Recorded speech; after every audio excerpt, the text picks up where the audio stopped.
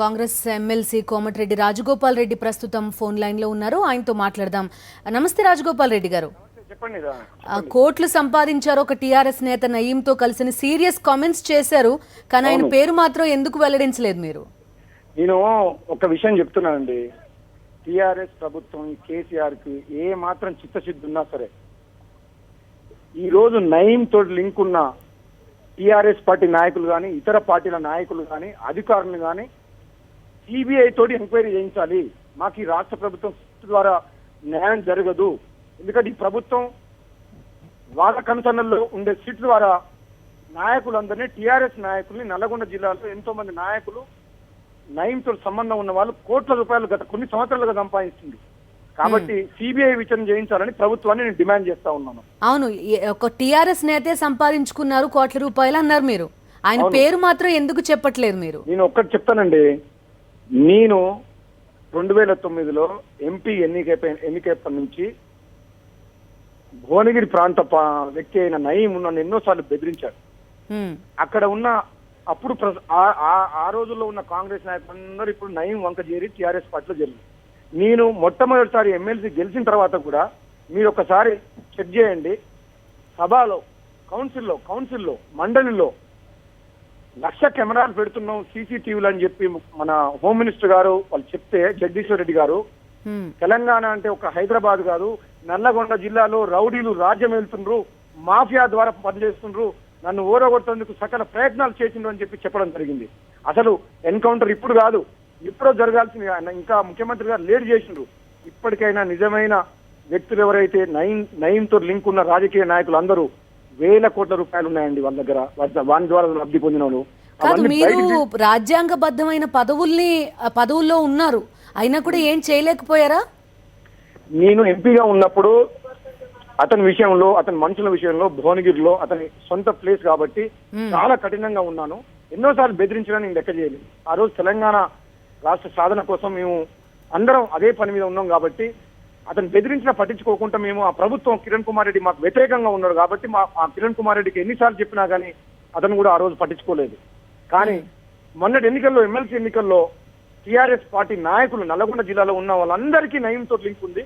నయీం ద్వారా గెలిచిన ప్రజాప్రతినిధులు, ఎంపీటీసీలు, జెడ్పీటీసీలు, భువనగిరిలో ఉన్న మున్సిపల్ కౌన్సిలర్లు అందరినీ కూడా నయీం ముఠా సభ్యులు బెదిరించి గులాబీ కండువా కప్పించిండ్రు.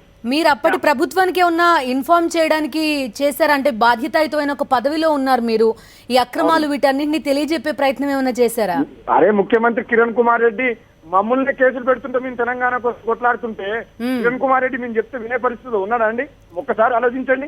అసలు నిజంగా కూడా నయీం తోటి మాకు థ్రెట్ ఉందంటే నయీంకే చెప్పి మమ్మల్ని హత్య చేయించేవాడేమో కిరణ్ కుమార్ రెడ్డి. ఆనాడు మా మీద కిరణ్ కుమార్ రెడ్డికి ఆ విధమైన కోపం ఉంది. రాజీ లేని పోరాటం చేసిన నేను, మా సోదరుడు వెంకటరెడ్డి గారు తెలంగాణ కోసం కిరణ్ కుమార్ ని ఎదిరించి మంత్రి పదవికి రాజం చేసిన కుటుంబం మాది. మేము ఎప్పుడు కూడా పదవుల కోసం, డబ్బుల కోసం పనిచేయం, సిద్ధాంతం కోసం పనిచేస్తున్నాం. మన నయీం కూడా బెదిరిస్తే నన్ను ఎమ్మెల్సీగా విత్డ్రా చేసుకోమని చెప్పి నేను భయపడకుండా పోటీలో ఉన్నా కాబట్టి 200 మెజార్టీతో గెలిచినాను. అతని బెదిరింపులకు బలవంతంగా టీఆర్ఎస్ పార్టీలో చేరిన ప్రజాప్రతినిధులు కూడా టీఆర్ఎస్ క్యాంపులో ఉండి కూడా ఓటు మాత్రం నాకేసి 200 ఓట్ల మెజార్టీతో గెలిపించారంటే మీరు అర్థం చేసుకోండి ఏ విధంగా ఉంది నల్గొండ జిల్లా పరిస్థితి అని చెప్పేసి.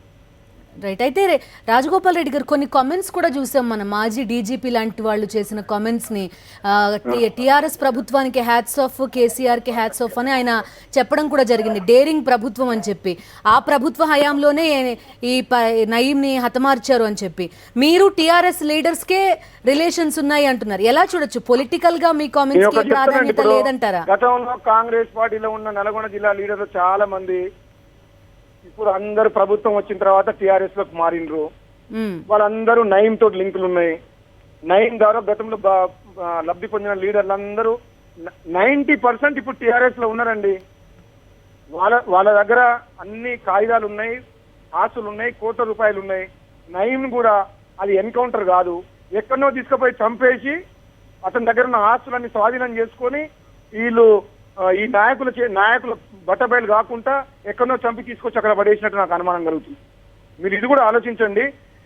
ప్రజాధనం ఏ విధంగా నయీం లూటీ చేసిండ్రో నిష్పక్షపాతంగా సిబిఐ చేత ఎంక్వైరీ చేస్తే ప్రజలు కేసీఆర్ గారిని, టీఆర్ఎస్ ప్రభుత్వాన్ని నమ్ముతారు. ఇదే సిట్ ద్వారా మీరు రాష్ట్ర ప్రభుత్వం మీ పోలీస్ అధికారులతోటి మీరు స్పెషల్ కమిషన్ వేసినా న్యాయం జరగదు. ఇది సిబిఐ ఎంక్వైరీ చేయాలి. ఇది 5 రాష్ట్రాల్లో పనిచేసిన మూటా కాబట్టి 5 రాష్ట్రాలకు సంబంధించిన హత్యలు ఆక్రమణలు ఉన్నాయి కాబట్టి సిబిఐ తోటి దోపిడీ చేసింది కాబట్టి సిబిఐ ద్వారా ఎంక్వైరీ చేస్తేనే మనం నయీం కేసులో నిజమైన దోషులు బయటపడతారని చెప్పి నా ఉద్దేశం. రాజగోపాల్ రెడ్డి గారు, ఇన్ని మీరు కూడా ఫేస్ చేశానని చెప్తున్నారు. ఎన్ని అక్రమాలు జరిగాయో మీ దృష్టిలో కూడా ఉంది. అలాంటిది ఎన్కౌంటర్ జరిగిన తర్వాత ఈ విషయాలన్నీ బయట పెట్టడం ఇదంతా ఎంతవరకు కరెక్ట్ అంటారు? ఒక విషయం చెప్తున్నామండి, టైంని ఎన్కౌంటర్ చేయడము ప్రజలందరూ హర్షిస్తున్నారు, ప్రభుత్వాన్ని అభినందిస్తున్నారు. మేము కోరేది ఏంటంటే ఒక ప్రజాప్రతినిధిగా, నేను ఎమ్మెల్సీగా మీకు చెప్తున్నాను, సభ సాక్షిగా నల్లగొండ జిల్లాలో రౌడీలు రాజ్యం వెళ్తున్నారు, మాఫియా పనిచేస్తుందని చెప్పి బెదిరించి గెలవాలని చేస్తుందని చెప్పి మీరు రికార్డు చెక్ చేసుకోండి. ఆ కౌన్సిల్లో మాట్లాడాను నేను ఎప్పుడు భయపడలేదు. గత 9 సంవత్సరాలు 2009 నుంచి ఇప్పటి వరకు నయీంకు వ్యతిరేకంగా, వాళ్ళ మనుషులకు వ్యతిరేకంగా పోరాటం చేస్తున్నాం. ఎక్కడ కూడా అతని తోటి మనకు ఎంతమంది బెదిరించి వచ్చినా వెనకకు పోలేదు. కాకపోతే ప్రభుత్వం చేసిన పని అభినందిస్తున్నా కానీ దీని వెనక ఉన్న పెద్దల్ని వాళ్ళందరినీ బయటికి లాగాలి, సిబిఐ ద్వారా ఎంక్వైరీ చేసి అని చెప్పి నేను డిమాండ్ చేస్తా ఉన్నా ప్రభుత్వాన్ని. మిమ్మల్ని ఎవరి కోసం బెదిరించారు రాజగోపాల్ రెడ్డి గారు? ఏమండి, భువనగిరి నియోజకవర్గంలో ప్రజలు నడితే తెలుస్తుందండి నయీం చేసిన ఆకృత్యాలు ఏంది, భువనగిరి నియోజకవర్గం ఎందుకు డెవలప్ కాలేదు, హైదరాబాద్ పక్కన ఉంది, ఏ విధంగా భూములు ఆక్రమించుకుంటారు, బిజినెస్ వ్యాపారులను ఏ విధంగా బెదిరించి డబ్బులు వసూలు చేస్తారు, వాటన్నిటిని ఆపిన వ్యక్తి చరిత్రలో కేవలం కోమటిరెడ్డి రాజగోపాల్ రెడ్డి. ఆ రోజు నేను మా మంత్రి పదవి రాజీనామా చేసిన తర్వాత మా సోదరుడు పోలీస్ ఆఫీసర్లు అందరినీ మళ్ళీ మార్చేసి నయీం మనుషులు, నయీం సంబంధించిన రాజకీయ నాయకులు మళ్ళీ యథావిధిగా వాళ్ళ మూట పనిచేసింది. మళ్ళీ 2014 నేను ఎలక్షన్ లో ఓడిపోయిన తర్వాత మళ్ళీ ఎమ్మెల్సీ ఎన్నికల్లో నేను గెలిస్తే ప్రాబ్లం అవుతుందని చెప్పి నన్ను ఓడగొడుతున్న సకల యత్నం చేస్తుండ్రు. అదే అడుగుతున్నా రాజగోపాల్ రెడ్డి గారు, మిమ్మల్ని విత్డ్రా చేసుకోమని నయీం బెదిరించారు అని చెప్తున్నారు. మీరు ఎవరి కోసం బెదిరించారు? నయీం మనుషులు మా ఇంటికి వచ్చి బెదిరించి చంపుతామని చెప్పారు. బెదిరే ప్రసక్తి లేదు. ఒకసారి యుద్ధ భూములకు దిగిపోయిన తర్వాత పిరికి బంద్ అయితే పారిపోతాడు, నాలాంటి వాడు భయపడడు అని చెప్పి నయీం మనుషులకు నయీంకు చెప్పమని చెప్పి ఛాలెంజ్ చేసి కేసీఆర్ ని కూడా ఛాలెంజ్ చేసి గెలిచినామండి మేము ఎమ్మెల్సీ. ఇంకా మీరు ఇంతకంటే అవసరం లేదు. ఇంకేమన్నా అనుమానాలు ఉంటే ఎవరెవరు ఉన్నారంటే దీన్ని ట్రాన్స్పరెంట్ గా రావాలంటే సిబిఐ ద్వారా ఎంక్వైరీ చేసి అందరి భాగవతం బయటపడుతుందని చెప్పి నేను ప్రభుత్వాన్ని కోరుతా ఉన్నా. రైట్ రాజగోపాల్ రెడ్డి గారు, థ్యాంక్ యూ.